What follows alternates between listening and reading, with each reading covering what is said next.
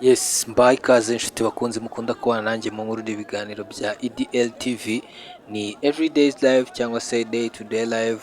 Nk'uko bisanzwe rero, njye ntangira mbasuhuza mbifuriza kugubwa neza muri rusange mu bice bigiye bitandukanye aho muherereye hose. Ndabasuhuje mbaha ikaze mbifuriza ko mukomeza kugira amagara mazima. Rero muri iki kiganiro kuri uyu munsi mbafitiye ni ikiganiro kivuga kuri Kwizera Olivier uri mu biruhuko mu Rwanda, dore ko rero yaje kuba aza kwitabira iri rushanwa riri kubera kuri tapi, aho ari irushanwa nyine ryateguwe na Cucuri, dore ko ari irushanwa rifasha abakinnyi kudata forume cyangwa se gukipinga kuba muri mudu yo kugira ngo badatakaza kuba bakomeza consistency bari bafite muri shampiyona iba yararangiye, dore ko rero Kwizera Olivier nawe yaje kuba yitabira umukino we wa mbere, rero yaje kuba ahuramo n'ikipe ya Stella, dore ko ari ikipe ifite abafana benshi, aho rero ari umukinnyi nyine waje kuba yishimirwa n'abafana muri rusange. Ni umuzamu rero wafatiye ikipe y'igihugu, agafatira ikipe ya APR, agafatira ikipe ya Bugesera, akanarenzaho agafatira n'ikipe ya Gasogi United, dore ko rero kuri ubu ngubu ari kubarizwa muri Saudi Arabia, aho rero kuri ubu ngubu nyine ariho ari gukina, dore ko rero yaje kuba yiyama itangazamakuru nyine akaryereka ko atifuza kuganira naryo muri rusange.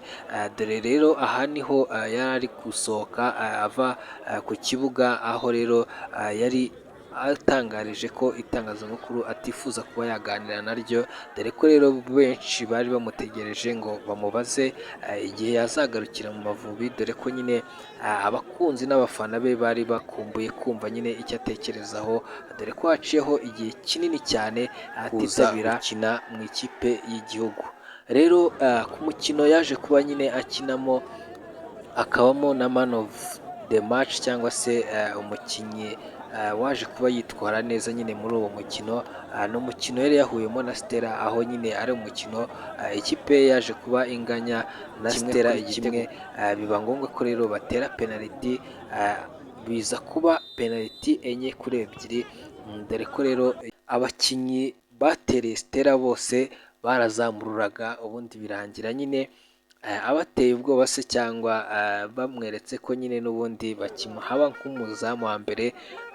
Biza kuba rero birangira ko yaje kuba nyine aba man of the match. Ahangaha rero niho bari bari kumuha ibihembo bye, dore ko rero yari yazanye n'akana ke muri rusange, akana ke rwose ubona ko ari kishimiye papa we ko yaje kuba nyine yitwara neza. Ni imikino rero iri kwitabirwa n'abakinnyi benshi bakina shampiyona cyangwa se bayikinnyemo, n'abandi batagikina muri shampiyona ariko bari mu biruhuko mu gihugu, dore ko rero hagiye hagaragara abakinnyi benshi bakina mu ikipe y'igihugu ariko utasanga ahandi hantu. Niho rero n'abanyamakuru benshi b'imikino n'ab'imyidagaduro muri rusange baje kuba bifuza kuba baza kuganira n'abakinnyi muri rusange, dore ko ariho bari kuba bari mu rwego rwo gufata nyine akaruhuko muri rusange mu gihe shampiyona aho bakina zitaratangira. Ngayo nguko uyu munsi nashatse kubaganiriza ku mukinnyi cyangwa se umunyezamu wabashije gushimisha abanyarwanda muri rusange mu mikino mike itari myinshi nk'iy'abandi bazamu babashije gukina mu ikipe y'igihugu Amavubi, dore ko rero yaje kuba akinamo imikino yonyine igera kuri 10. Ni umuzamu rero ufite 1.76 m, akaba nyine ari umuzamu waje kuba avuka 1995, akaba afite imyaka 29. Nta wundi rero ni umuzamu bita Kwizera Olivier. Kwizera Olivier rero impamvu nifuje ko tumuganiraho, ni umukinnyi waje kuba cyangwa se ni umuzamu waje kuba atungurana ni mu mikino rero yaje kuba azamo iri kubera kuri tapi, aho ari imikino yitwa Esperance Tournament, dore ko hagiye hagaragaramo abakinnyi benshi bagiye batungurana, baje kureba match just kubera ko bari bari mu biruhuko, n'abaje kandi nabo baje no gukina, dore ko haje kuba hagaragaramo Pavel Nzira, dore ko nawe nyine yaje kuba agaragara mu mukino umwe.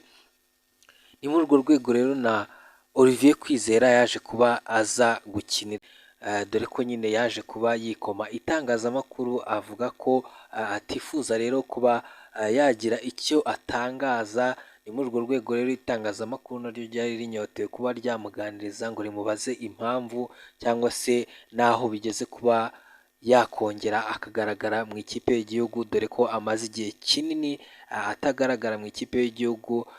Ni umukino rero yaje kuba yitabira, akinamo umukino umwe, aba na man of the match, dore ko yaje kuba ikipe ye ikomeza kuri penaliti. Ni mu mukino nyine yari yakinnye, ikomeza kuri penaliti 4-2. Ni umukino rero wari uryoheye ijisho, dore ko yari gukinana n'abakinnyi nta n'umwe uzwi muri bo, ariko akabasha kuba nyine aba man of the match, dore ko rero yaje kuba bafasha cyane. Ni muri uwo mukino wenyine yagaragaye rero, no mu bikorwa bigaragara ko nyine yaje kuba agaragaramo muri rusange, nyine kuva aho aheruka kwitabira cyangwa se guhamagarwa mu ikipe y'igihugu. Yari yaje rero aje gukina uwo mukino mu rwego rwo gufasha iyo kipe nyine kugira ngo ikipinge kuba yagera ku mukino wa nyuma, biba amahire koko abafasha kuba agera ku mukino wa nyuma. Reka rero mbanze mbanyuze wenda muri background nkeya cyangwa se mu makuru makeya mwakwifuza kumenya kuri Kwizera Olivier. Kwizera Olivier ni umukinnyi cyangwa se ni umuzamu waje kuba avuka ku ya 30 z'ukwa karindwi 1995, akaba nyine ari umuprofesiyoneri cyangwa se umukinnyi wabigize umwuga ukina mu izamu mu gihugu cyitwa Saudi Arabia muri club bise Al Kawakaba. Ni Al Kawakaba rero ni ikipe kuri ubu ngubu akinamo. Ni umukinnyi rero waje kuba anyura mu makipe agiye atandukanye, dore ko rero aho yatangiriye yaje kuba atangira mu isonga. Ni muri 2011 2013 nibwo yaje kuba akina mu isonga, akurikizaho muri 2013 2016 aza kuba akina muri APR, 2016 2017 ariho umwaka umwe nyine yaje kuba akina muri Bugesera.